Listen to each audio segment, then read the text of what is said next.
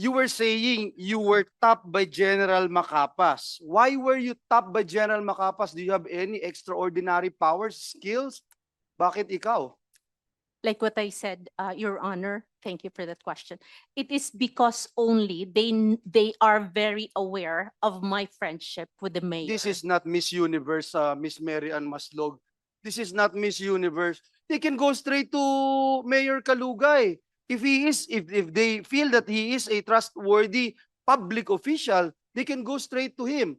So, following your story, if General Macapas stopped you, you must have something no one actually has or possess that kind of skill. Because you were able to pull that thing that you were supposed to be dead for so long and now you're alive. So tell us, why were you tapped by General Macapas? And for what? That's the only thing, Your Honor, like what I said, Madam Chair? because of my relationship with the mayor. Hindi, Senator De La Rosa. hindi kaya ang unique na sitwasyon mo because meron kang kaso na textbook scam, kaya ka ginamit at ikaw no choice ka dahil parang hostage ka ng gobyerno dahil may kaso ka ng textbook scam. Kung hindi ka magpapagamit, tapos ka. O see that? Hindi nag-materialize ngayon. Ano? Huli ka. Huli ka, di ba? Huli ka ngayon. In fairness to General Macapas po, he knows me as Jessica Francisco. Okay. Did you visit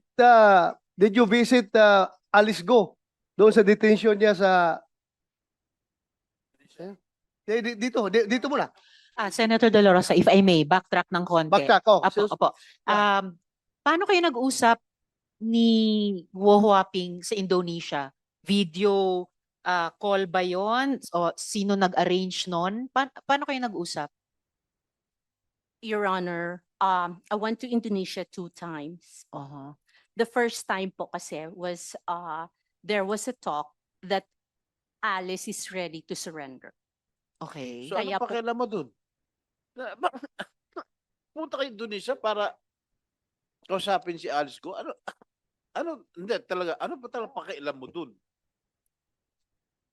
Oo nga eh. Ha? Kanina, tinanong ko rin, PNPIG member ba kayo? CIA ka ba? Hindi rin. Remember ha,